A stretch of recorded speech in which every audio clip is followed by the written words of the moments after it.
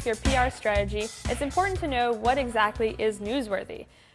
Journalists get a lot of emails in their inbox, and the last thing you want to do is overwhelm them with things that are not interesting, that they're not going to cover anyway. So make sure you're only pitching people when there's something interesting to say. Some examples of newsworthy events are, of course, the launch of your startup, the release of a new product, perhaps you've developed a study or you have some data to share, or maybe you've entered into a partnership with a well-known company that could even bolster your name. Let's take a look at some pitches that I've received in my inbox that were successful. The first one is a startup launch from Busy. Let's read. Busy is going to change local search by launching a Busy recommendation engine and local business census at the end of the month, and the founder and president of Busy, Gadi Shamia, would like to sit down with you prior to the announcement to show you how the engine will work. The local business census will ask users 20 questions about the local businesses in their area in order to gauge their preferences. Once complete, Busy will have what it needs to provide you with a recommendation the way a friend would in a fun and interactive way. So far, there have really been two tiers of online local search, Yellow Pages and Yelp and Zagat reviews. We are moving into the third tier of predictive technology, creating the ability to provide users and consumers with recommendations based on their preferences. Busy's recommendations won't just be based on what your friends like or recommend, because we don't necessarily always agree with what our friends and family like, but Busy's unique and proprietary algorithm will match your data with the best fit for you anywhere you go.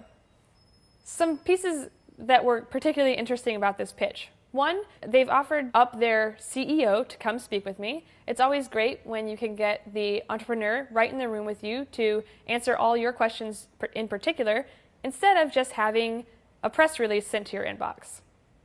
Two, they've explained that they have a proprietary algorithm, which makes me interested. Proprietary, like, let's see what this is all about. Of course I want to get Gadi in the room and drill him down on how exactly this was created. And third, they've given me insight into the current local search arena and shown me where exactly they fit into it.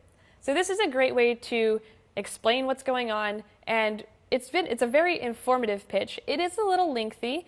I usually recommend that pitches stay within a paragraph or any less, as small as you can get it, but in this case, it's very informative. Every sentence actually conveys something new, and it kept me engaged all the way through the end. So this is a really great example. Let's take a look at another example. Saw on Twitter that you had downloaded our new app, Snooth Wine Pro. Hope you're enjoying it or will enjoy it on your trip to Napa and Sonoma. I've sent some information to your counterparts at Mashable in hopes of receiving some Mashable love in the form of coverage, and haven't heard anything just yet. I had luck pitching back in 2008 when I was still in college and had my own streaming music engine, Streamzy, but this time seems a bit more challenging. This is my first big project since I've arrived at Snooth, and I'd be forever grateful if you could consider covering the new app. It's the first of its kind, and we're extremely proud of it. I've included our press release below and a link to find screenshots and contest info. Let me know if you'd like some promo codes to gift your readers. Again, I appreciate your consideration. The first thing I notice about this pitch is that he kind of knows a little bit about me. He's done some research. He's seen on Twitter that I've downloaded his app. In fact, I tweeted it because I was really excited about it. And he knew that I was about to go test it out in Napa and Sonoma. This can come off as creepy, but no, it actually comes out as exciting, and I'm really glad that he's paying attention. I'm thinking that what he did was probably set up a search on Twitter, potentially through an app like Hootsuite or TweetDeck, to stay on top of anyone who was talking about his company. Secondly, he mentions his relationship to Mashable and that he's sent on some information about his company to my counterpart at Mashable. In fact, that message was actually forwarded onto me, making a total of 2 emails in my inbox about this company. That perked up my ears, and I was already paying attention to what they were doing. And in fact, I had downloaded it, so that showed that I was interested. And lastly, he offered up promo codes to Mashable readers.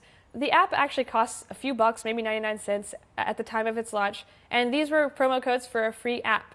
Of course, we would be interested in offering that up to our readers. In the end, I did write about this app, and I heard from the publicist that the promo code was highly used, thousands of downloads within the first week. So it was a success on my side and a success on their side. Another newsworthy event is the release of a study or any data that you might have. This is something you can get really creative about, because in those times when you don't have a product release or a new feature that you're launching, think about other ways you can get in the press. Maybe you have been gathering data for the past year on your users and you have some really interesting insights into your industry. So here's an example of a pitch I received that was just that. It's from Qubit. It says, "My client Qubit has done some research into retail websites and has come up with a list of top reasons that people don't convert into paying customers. We'd be more than happy to do a top ways to improve website conversion style piece off the back of this if you'd be interested."